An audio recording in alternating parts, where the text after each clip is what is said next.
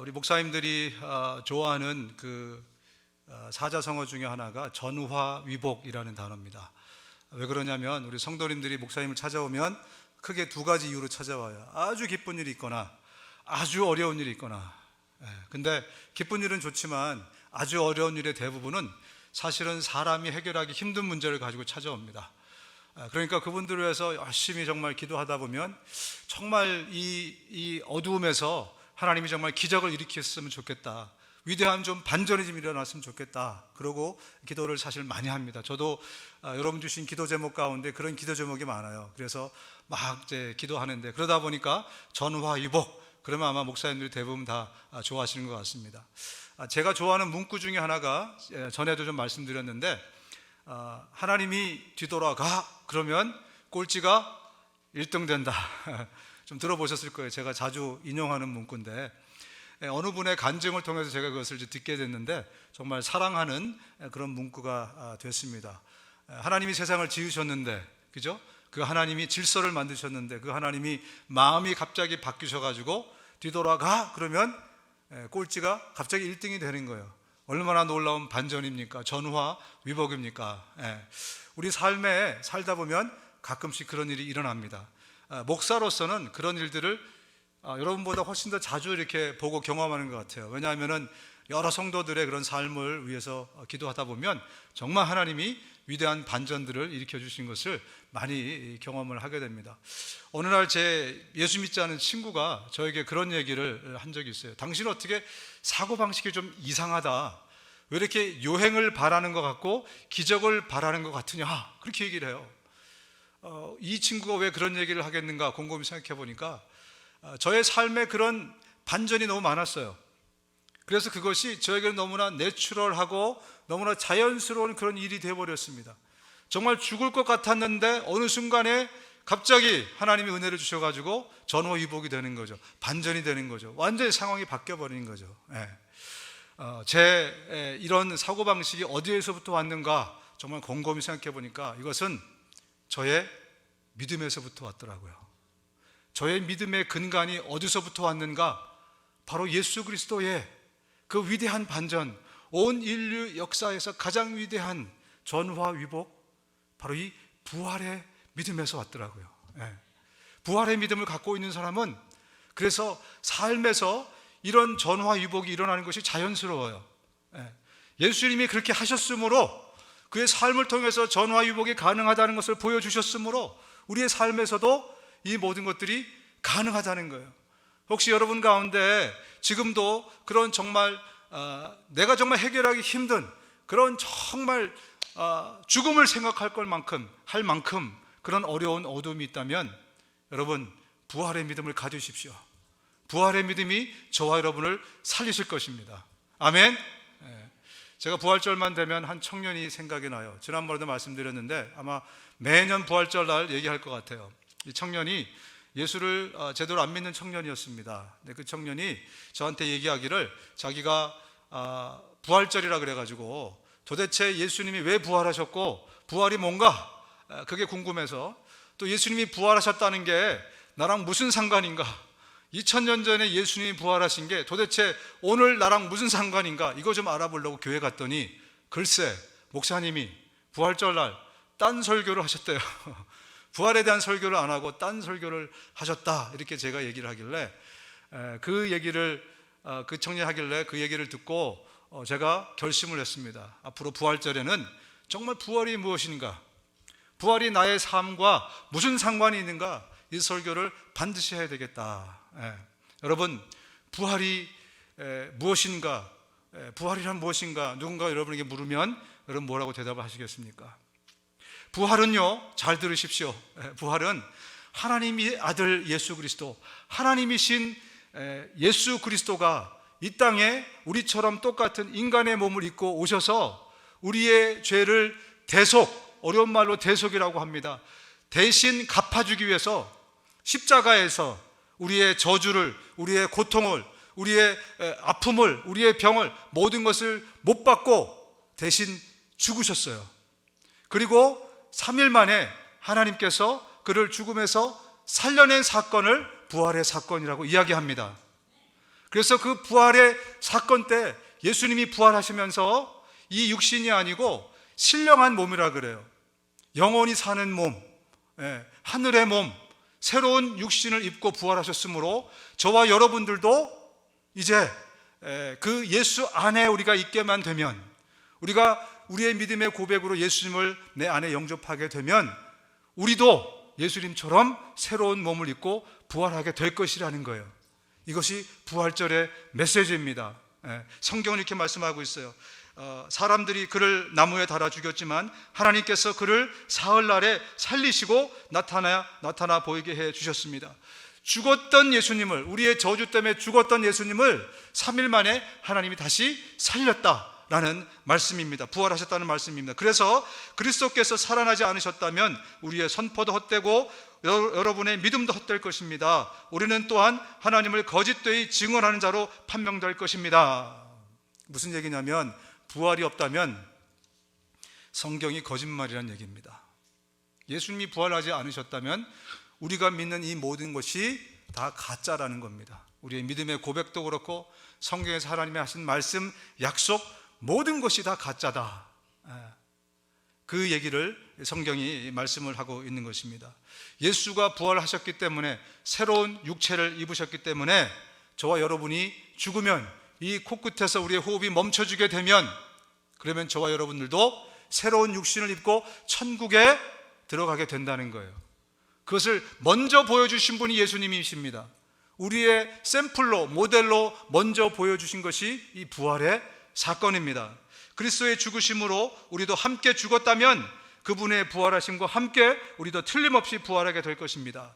우리가 예수님을 마음에 영접하고 아까 우리 두 분처럼 침례를 받으면서 우리의 믿음의 고백을 하나님께 드립니다. 내가 이제 예수님과 함께 죽었습니다. 물속에서 죽었습니다. 하나가 되었습니다. 그리고 물속에서 일어날 때 고백으로 이제 내가 예수님과 함께 부활했습니다 라는 고백으로 우리의 믿음을 고백합니다.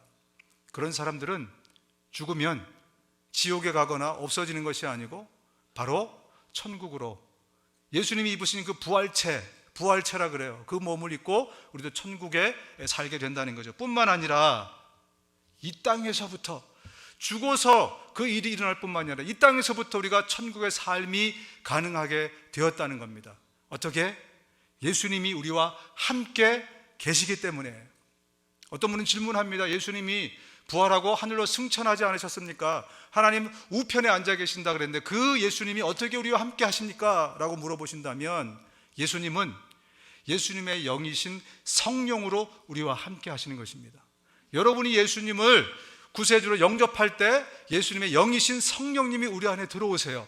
그리고 영원토록 떠나지 않겠다라고 말씀하셨어요. 성령께서 우리와 함께 동행하시기 때문에 우리는 죽어서뿐만이 아니라 이 땅에서부터 천국의 삶이 우리에게 가능하다는 겁니다. 볼지어다 내가 세상 끝날까지 너희와 항상 함께 있으리라. 이게 주님의 약속이에요. 어떻게? 성령으로 세상 끝날까지 우리와 함께 계실 것이란 말이죠. 내가 떠나가는 것이 너에게 유익하다. 내가 떠나가지 않으면 보혜사가 너에게 오지 않을 터이다. 그러나 내가 가면 보혜사를 너희에게 보내주겠다. 그래서 예수님의 영이신 성령께서 저와 여러분 가운데 지금 계시기 때문에 우리는 지금부터 천국의 삶이 가능해진 것입니다. 저는 어릴 때 이 철도 없었지만 겁도 별로 없었어요. 물론 이제 갑자기 무슨 무서운 게 나타나면 이제 자동 반응으로 겁이 나긴 하죠. 그러나 그것이 오래 가지 않았어요. 그 이유가 뭐냐면 내 안에 계신 예수님 때문이었습니다. 성령께서 내 마음을 붙잡아 주세요. 내 마음이 혼란할 때, 내 마음이 두려워 떨 때, 내가 힘들고 죽을 것 같을 때 내 마음을 붙잡아 줄 수 있는 친한 친구나 배우자가 아니라 바로 예수님이십니다. 성령으로 나와 함께 하시는 그 예수님이 내 마음을 붙들어 주시면 그러면 내 마음의 평안과 기쁨을 뺏기지 않는 거예요. 그래서 이 땅에서부터 우리가 천국의 삶을 살 수 있게 되는 겁니다. 이렇듯 예수님이 부활하신 것이 나랑 무슨 상관이 있는가?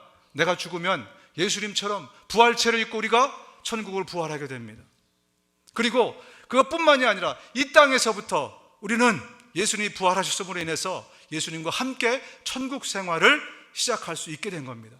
여러분 천국 생활을 사시고 계십니까?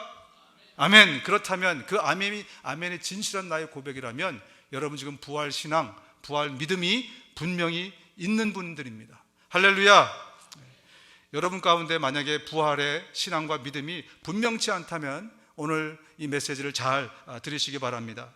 여러분, 부활의 믿음을 처음 갖게 된 분이 누구라고 배웠습니까? 우리 교회에서는 아브라함이라고 가르칩니다. 아브라함이 부활의 믿음을 처음 갖는 믿음의 조상이다, 우리가 그렇게 부르는 이유는 그가 부활 신앙을 처음 가졌기 때문에 그래요.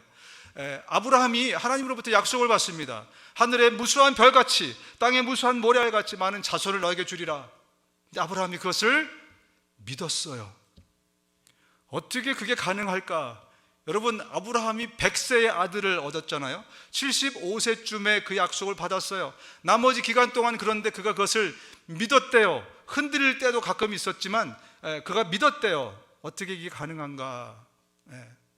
아브라함의 모든 믿음의 전이 이것이 언제 하나님 앞에서 프루븐되고 증명이 되냐면 바로 모리아산 사건을 통해서입니다. 이삭을 바치라는 사건. 아브라함은 하나님이 자기 아들 이삭을 죽여도 다시 살려낼 것이라는 부활의 믿음을 그가 가졌어요. 어떻게 이게 가능한 일이죠? 여러분 한번 설명해 보세요. 어떻게 아브라함이 그런 믿음을 가질 수 있어요? 그런 특별한 신앙심이 있었습니까? 아니요. 그가 그것을 어떻게 보면 믿을 수 없는 사실, 황당한 사실, 증명되지 않은 사실을 그가 믿을 수 있었던 것은 바로 Only by God's grace, 오직 하나님의 은혜로만 가능한 일입니다. 하나님이 은혜 주셨기 때문에 그가 그것을 믿을 수 있었어요. 제가 무슨 말씀을 드리냐면 부활 믿음은요, 여러분이 노력해서 얻을 수 있는 것이 아니라는 말씀 드리는 거예요. 여러분들이 애써서 훈련해서 득도할 수 있는 것이 아니라는 겁니다. 부활 믿음은요, 여러분에게 부활 믿음이 없다면 하나님의 은혜가 아직 임하지 않았다는 증거예요. 부활의 믿음은 오직 하나님의 은혜로만 주어지는 것이 바로 부활의 믿음입니다. 오늘 아까 우리 조엘 전사님이 읽으신 이 본문이, 이 도마의 사건이 우리에게 중요한 것은, 도마의 사건을 보십시오. 도마는 자기의 이 어떤 오감, 우리는 모든 것을 perceive 할 때, 어떤 걸 받아들일 때 우리의 오감을 사용하지 않습니까? 듣고 보고 해야 믿죠. 그죠? 그런데 이 도마의 사건이 중요한 것은 뭐냐면 손으로 만지고 눈으로 봤어도 부활 믿음은 가질 수 없다는 거예요. 그 얘기를 먼저 하고 있는 겁니다. 도마가 평소에 얼마나 예수님을 함께 동행하면서 만지고 보고 했습니까? 그러나 부활 신앙은 그가 가질 수 없었어요. 그죠? 그 부활 신앙은 오직 예수님이 그들에게 주시는 그 은혜, 하나님이 주신 은혜로만 생겨날 수 있는 것이 부활의 믿음이라는 것입니다. 여러분, 이 부활절의 사건을 여러분이 쭉 보시면 그 마태, 마가, 누가, 요한에 다 나오지만 부활절 당일날 여러 사건들이 벌어져요. 그리고 여기저기 막 나눠져 있어서 되게 보면 헷갈려요. 도대체 뭐가 먼저 일어나는 사건인가? 제가 간단하게 좀 서머리를 드리면, 이것도 100% 정확한 것은 아닙니다. 정확한 것은 하늘에 가서 물어봐야 돼요. 부활절 아침에 갑자기 지진이 일어납니다. 그리고 천사가 이 땅에 내려오면서 천사가 예수님의 무덤의 문을 열었어요. 그때는 바로 예수님이 부활하신 바로 그 시점이겠죠. 바로 그때 살로메와 막달라 마리아와 다른 마리아 3명 이상의 여인들이 그 무덤에 향유를 바르러 새벽 일찍이 왔어요. 오면서 걱정했죠. 누가 저 돌 무덤을 열어줄 것인가. 그런데 와서 보니까 어때요? 돌 무덤이 열려 있는 겁니다. 깜짝 놀랐겠죠. 그래서 그 안에 들어가 보니까 예수님이 안 계신 거예요. 그래서 막달라 마리아만 먼저 달려갑니다. 누구에게? 모여있는 제자들에게 이 사실을 알리기 위해서 가서 제자들에게 얘기했는데 제자들이 이 사실을 믿지를 않는 거예요. 그리고 딱 2사람, 베드로, 요한만 이 사실을 듣고 2명이 달려가서 무덤으로 달려오고 있습니다. 그 와중에 그 무덤 안에서 있었던 다른 마리아 2 여인이 천사들을 봅니다. 그러면서 천사가 이야기하기를 예수님은 부활하셨다. He was risen. 예수님이 여기에 계시지 않다. 그럼 부활하셨고 평소에 말씀하셨던 것처럼 저 갈릴리에 먼저 가시겠다고 말씀하셨다라고 이야기를 합니다. 그래서 여인들이 그 얘기를 듣고 깜짝 놀라게 되죠. 그리고 그 여인들과 함께, 그 여인들이 함께 제자들에게 내려옵니다. 그 사이에 베드로와 요한이 그 무덤에 도착했습니다. 그런데 무덤은 비어 있고 또 예수님의 옷은 그 자리에 놓여 있는 것을 발견합니다. 그리고 그들은 다시 내려오게 되죠. 그리고 제자들이 모여 있을 때 이 도착했던 여인들이 제자들에게 말합니다. 예수님이 부활하셨습니다. 그리고 여러분에게 말씀하신 것처럼 미리 갈릴리에 가 계신다고 말씀하셨습니다 라고 얘기했지만 제자들이 믿지 않았습니다. 그리고 막달라 마리아 혼자서 나중에 무덤을 찾아갑니다. 그랬더니 거기 예수님이 계셨어요. 그래서 예수님을 만나고 인류 최초로 부활하신 예수님을 만난 사람이 바로 막달라 마리아가 됩니다. 그리고 마리아는 이 기쁜 소식을 가지고 다시 내려옵니다. 그래서 제자들에게 이야기합니다. 예수님이 부활하셨습니다. 그러나 제자들이 믿지 않았다는 거죠.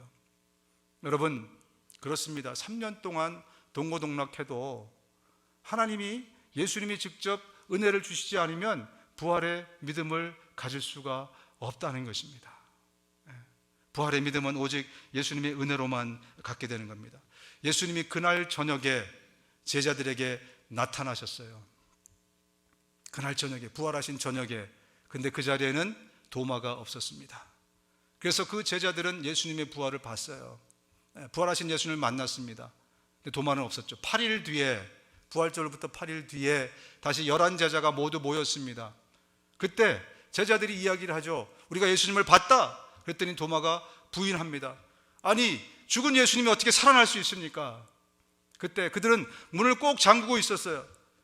로마 사람들이 혹시나 자기들 잡아가지 않을까 문을 꼭 잠궜어요. 그러나 부활체를 입고 계신 예수님이 그들에게 나타나시면서 도마에게 이렇게 말씀하십니다. 네 손가락을 이리 내밀어서 내 손을 만져보고 내 손을 내 옆구리에 넣어보아라. 그래서 의심을 떨쳐버리고 믿음을 가져라. 도마가 얘기했습니다. 나 예수님의 부활을 못 믿겠어. 내가 눈으로 보고 내 손가락으로 그 구멍난 손을 넣어보고 옆구리에, 창에 찔린 그 옆구리에 내 손을 넣어보고 그래야 내가 예수님이 살아계심을 믿겠다. 그랬더니 예수님이 똑같은 말씀으로 그렇게 말씀하시니 예수님을 본 도마는 예수님 앞에서 그의 믿음 없음을 회개하고 예수님의 부활을 믿게 된 것입니다. 여러분, 부활하신 예수님이 직접 부활의 믿음을 주시지 않으면 그러면 우리 인간은 부활의 믿음을 소유할 수 없게 되는 것입니다. 그렇다면 저와 여러분들, 부활의 믿음이 없는 분들, 아직까지 확실하지 않은 분들은 무엇을 해야 될까요? 성경은 그런 분들에게 이렇게 말씀하고 있습니다. 로마서 10장 13절입니다. 같이 읽겠습니다.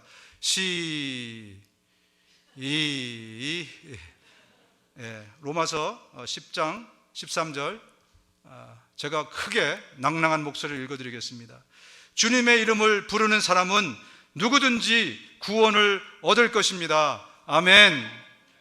무슨 얘기를 하고 있는 것입니까? 부르짖으라는 거예요. 주님, 간절히 부르짖으라는 것입니다. 나에게 부활의 믿음이 없습니다. 나에게 의심만 있습니다. 주님, 나에게 부활의 믿음을 주시옵소서. 부활의 은혜를 저에게 허락하여 주시옵소서. 도마는 어쩌면 현대인들을 대표하는 인물인지도 모릅니다. 우리들은 너무 똑똑해요. 그래서 봐야 돼요. 만져야 돼요. 우리 오감을 사용해요. 그죠? 그리고 이해가 돼야 돼요. 내 지성으로, 내 이성으로, 또 내 경험으로 그것을 한번 경험해 봐야, 그래야 그것을 진리로 믿습니다. 세상에서는 그것을 진리라고 얘기해요.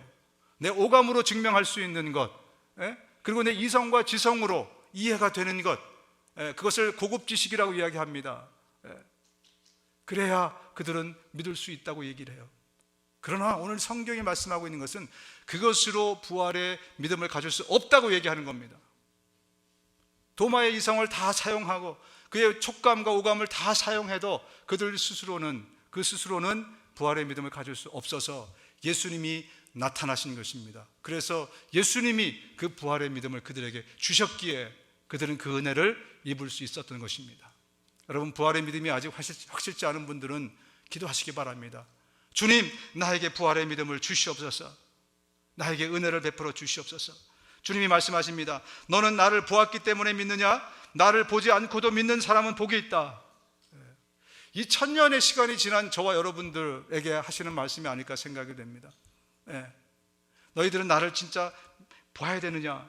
만약에 보고 부활의 신앙을 가질 수 있었다면 그 당시에 그 예수님을 본 사람들이 너무너무 많습니다. 그들은 모두 다 신앙을 가졌어야 돼요. 그죠?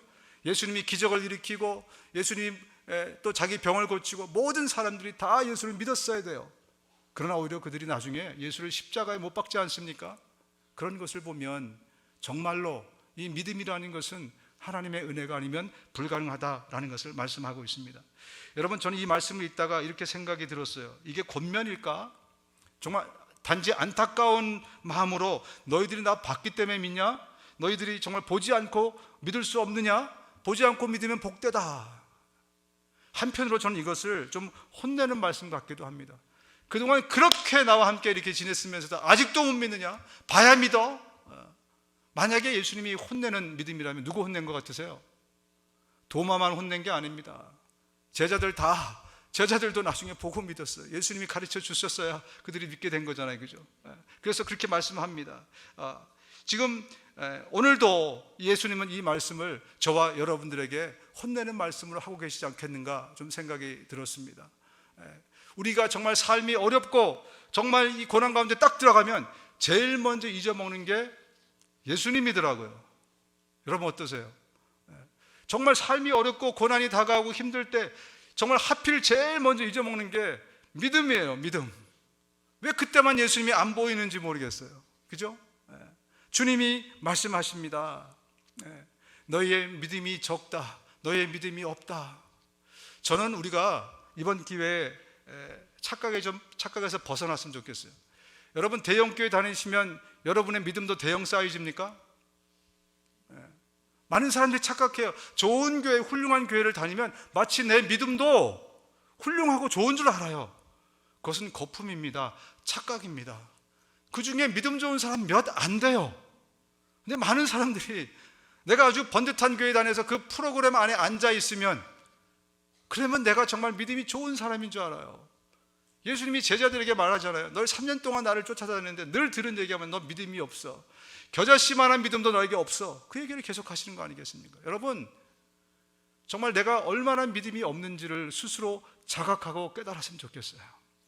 그래서 많은 사람들이 착각해요. 그래서 자기 믿음이 있는 줄 알고 더 큰 믿음을 자기가 갖겠다고 정말 영성이 있는 메시지를 쫓아가요. 많은 사람들이 수준 높은 무슨 설교 없나 거기에 귀를 기울입니다. 유튜브를 찾고 여기저기를 찾으면서 정말 고차원적인 영성 어디에 없는가, 아니면 어떤 설교 잘한다는 목사님 있으면 거기에 가면 조금 더 정말 하이 퀄리파이드 된 그 어떤 메시지가 있지 않을까. 여러분, 우리 기독교는 종교가 아닙니다. 그런데 세상에서 종교의 카테고리에 넣기 때문에 굳이 종교라고 말을 한다면 우리 기독교는 깨달음의 종교가 아니에요. 순종의 종교, 행함의 종교입니다. 이해가 되세요? 깨달음도 중요합니다. 왜? 행하기 위해서 중요한 거예요. 그런데 오늘 우리의 신앙이 어떻게 굳어져 버렸습니까? 깨달음이 중요한 거예요. 제가 아는 목사님은 맨날 책을 한 권씩 읽어야 잠이 온대요. 왜? 깨달음이 없으면 미치겠는 거예요. 이게 현대인이 갖고 있는 또 하나의 병 중에 하나라고 저는 생각합니다. 그토록 현대인들에게는 지성이 굉장히 중요한 거예요. 그러나 지성도 이성도 경험도 모든 것도 필요한 이유는 행하기 위해서 그렇습니다. 말씀을 알아듣고 깨닫고 행하기 위해서. 그래서 행함이 없으면 곧 죽은 믿음이다 라고 말씀하는 겁니다. 여러분, 이제 하이 퀄리파이드 된 그런 메시지를 찾으려고 여러분 애쓰지 마세요. 복음으로 돌아가십시오. 복음은, 성경이 존재하는 이유는 바로 복음을 위해서, 예수 그리스도 복음의 핵심 되신 그분을 위해서요. 그분이 무엇을 하셨고, 그분이 무슨 말씀을 하셨고, 그분이 왜 이 땅에 오셨고, 그분의 삶이 어땠는가를 우리가 배우고, 그리고 그분처럼 그분의 말씀대로 순종하고 사는 것이 신앙생활이지, 우리의 마음과 어떤 우리의 지성과 이성의 폭을 넓히는 것이 신앙생활이 아니라는 것을 여러분 깨달으셔야 돼요. 왜냐하면 이 시대가 기독교가 타락해서 그걸 깨달음의 종교로 지금 가져갔기 때문에 많은 사람들이 쉽게 말하면 은혜 받으면 끝인 줄 알아요. 은혜 받으면. 여러분, 예배 올 때 은혜 받으러 오지 마십시오. 은혜는 하나님이 주시면 감사하게 받는 것이지만 목적이 되어서는 안 됩니다. 하나님께 이 시간을, 내 생명을 드리러 예배 오는 겁니다.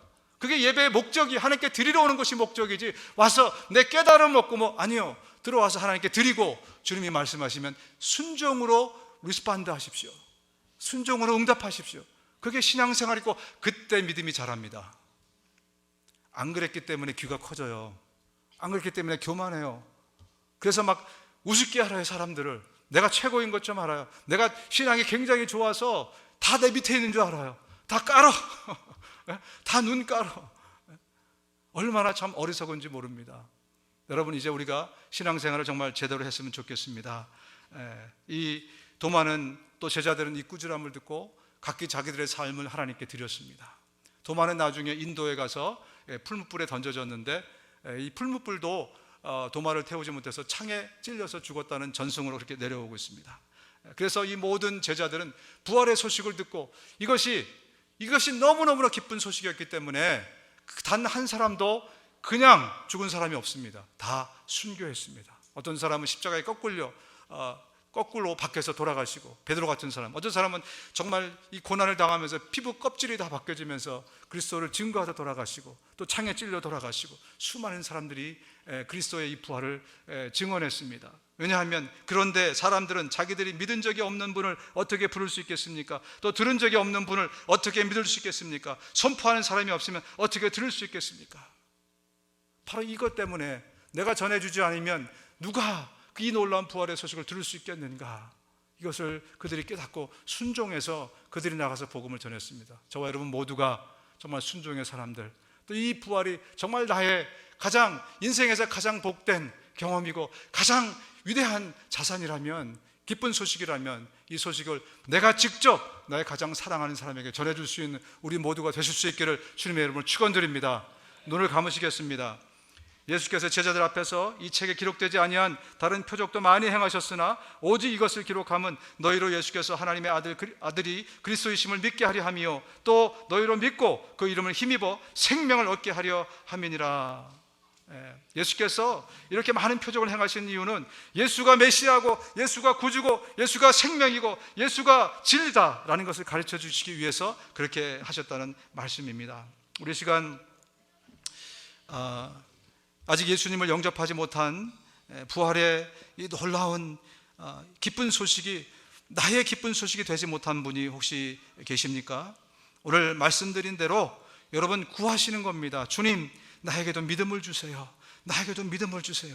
그 마음을 가지고 먼저 여러분들이 해야 될 것은 여러분의 마음을 활짝 열고 저랑 같이 이 기도를 따라하면서 예수님을 여러분의 마음에 먼저 영접하시기 바랍니다. 함께 다 같이 따라서 기도하시겠습니다. 예수님, 내가 죄인으로 태어나 죄 짓고 살아가는 죄인인 것을 고백합니다. 나의 죄를 용서하여 주옵소서. 예수님이 내 죄를 대신해서 십자가에 죽으시고 부활하셔서 감사합니다.